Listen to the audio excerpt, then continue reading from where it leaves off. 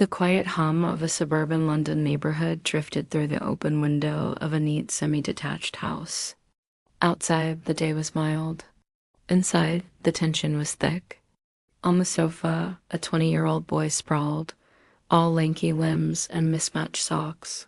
His white t-shirt wrinkled, his blue jeans faded. His world was his phone, and his world was not the overflowing rubbish bin, the pile of dirty dishes, or the forgotten errands. He was a master of avoidance, a professional slacker. The father, a tall, broad-shouldered man, descended the stairs, his checked shirt tucked neatly, his posture radiating quiet, unshakable authority. He took in the chaotic scene, the discarded trainers, the empty crisp packets, the overflowing kitchen sink, and his jaw tightened. The son's response to his father's gentle reminder was the final straw, a smug smirk and the dismissive line. "It's not the end of the world, Dad. They'll still be there tomorrow." That casual disregard was the spark that ignited the tickle lesson. The father knew that shouting was useless. Lectures were ignored. Only a personalized, highly effective, and frankly ridiculous consequence would penetrate the haze of irresponsibility. He ordered his 20-year-old son to stand up, and when the boy scoffed in disbelief, he was quickly pinned to the sofa. The lesson was about to begin, taught not with pain, but with the unbearable agony of helpless laughter. The quiet hum of a suburban London neighborhood drifted through the open window of a neat, semi-detached house. The weather was mild, clouds moving lazily across the sky, and a breeze stirred the lace curtains in the living room. Inside, however, the atmosphere was anything but breezy. On the sofa sprawled a 20-year-old boy, tall but lanky, with a mop of brown hair that fell across his forehead. His white t-shirt was slightly wrinkled, his blue jeans faded at the knees, and his socks mismatched. He held his phone close to his face, scrolling endlessly, thumbs moving in practice flicks. Now and then he chuckled at a video or typed a short reply, but otherwise he ignored the world around him. The room bore signs of his neglect. Empty crisp packets and fizzy drink cans cluttered the coffee table. A pair of trainers sat kicked off near the rug. The sink in the adjoining kitchen was piled high with dirty dishes from the night before, and the rubbish bin overflowed, its lid half open from takeaway containers. He had been asked repeatedly to take the bins out, do the washing up, and run a small errand for his father that morning. He had done none of it. Upstairs, the steady creak of footsteps came closer. His father, a tall, broad-shouldered man in his late 40s, descended the stairs. He wore a checked shirt tucked neatly into dark trousers, his sleeves rolled halfway up his forearms. In one hand, he carried the post sorted into a tidy stack. His expression was calm but set, the kind of quiet sternness that carried more weight than shouting ever could. As he reached the living room, his sharp eyes took in the scene. The overflowing bin by the door, the mess on the table. The son stretched lazily across the sofa, as though none of it mattered.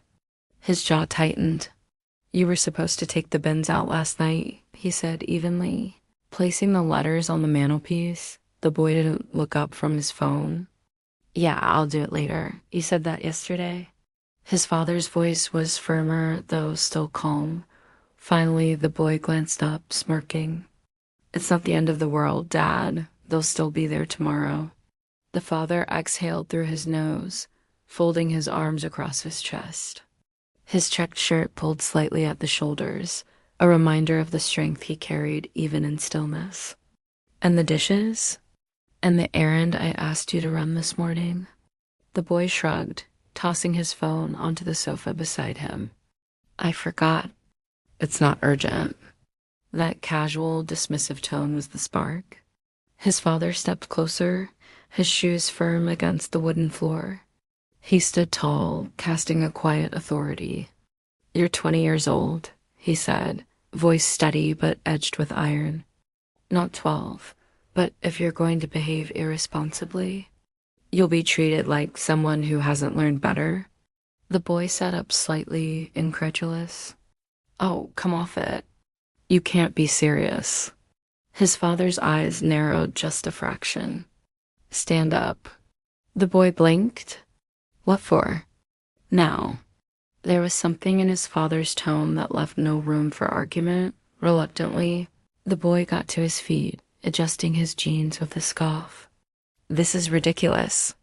But before he could finish his protest, his father moved. With surprising swiftness, he reached out, gripping his son's wrist and shoulder, not roughly, but firmly enough to guide him back down. The boy stumbled, laughing in disbelief, as he found himself pinned against the sofa cushions. Dad, what are you doing? His father leaned slightly, the corners of his mouth twitching with restrained amusement. If words don't work, perhaps another method will. Before the boy could wriggle free, his father's strong hands dug suddenly into his ribs. The reaction was instant. The boy exploded into wild, helpless laughter. Huh, Dad. No, stop. Haha, he squirmed frantically, his white t-shirt bunching as he tried to twist away, but his father had him trapped. You think chores do themselves? His father asked calmly over the storm of laughter, his tone instructional rather than angry. His fingers moved with precision, sliding under his son's arm to tickle his underarm, a spot he knew was unbearable. Dad, please. I'll do it. I swear. The boy gasped, his legs kicking against the sofa, his blue jeans creasing as he thrashed. His laughter rose in pitch, tears forming at the corners of his eyes.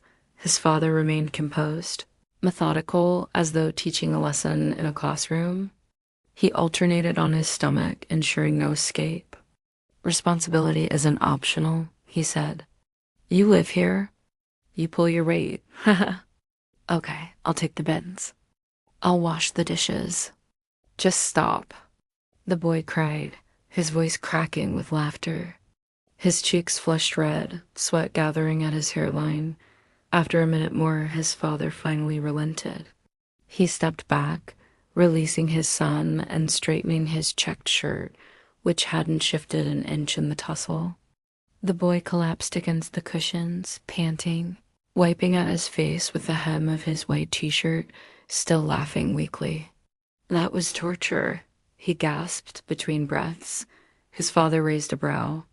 Was it effective? The boy gave a half-hearted glare, though his lips twitched with a reluctant grin. Maybe. Good. Then you've learned something. His father crossed his arms again, posture firm. Now prove it. Take the bins out. Wash the dishes. Then we'll consider this settled. The boy groaned dramatically, dragging himself to his feet. His jeans sagged slightly at the knees, and his hair was a sweaty mess, but the spark of resistance had gone. Fine. I'll do it. And this time he did. Within an hour, the bins were emptied, the recycling sorted, and the sink cleared of dishes. His father sat in the armchair with the newspaper, occasionally glancing over with quiet approval. When it was all finished, the boy slumped back onto the sofa, exhausted, but strangely lighter. He shot his father a playful look. You know, you're the only dad in Britain who disciplines his 20-year-old by tickling him half to death. His father smirked over the top of the paper. Sometimes laughter works better than shouting. The boy leaned back, stretching his sore arms. For the first time in weeks, he felt a shift, a strange mixture of relief and responsibility. Later that evening, without a word from his father, he carried the rubbish out again before bed. This time, he didn't need to be reminded. Engaging conclusion for comments, this story proves that sometimes the most effective consequences are the ones that are totally unexpected. We want to hear your thoughts on this father's unique discipline style. Please share in the comments below. Do you think using a highly personal, non-painful discipline method like tickling is an appropriate way to teach responsibility to a 20-year-old? The son was disciplined for being lazy and dismissive. What is the line where a parent should stop reminding an adult child to do chores? What's an unconventional or surprisingly effective consequence you've seen a parent use when their usual methods failed? Share your perspective and join the discussion. Don't forget to like this video and subscribe for more stories about responsibility and unexpected family moments.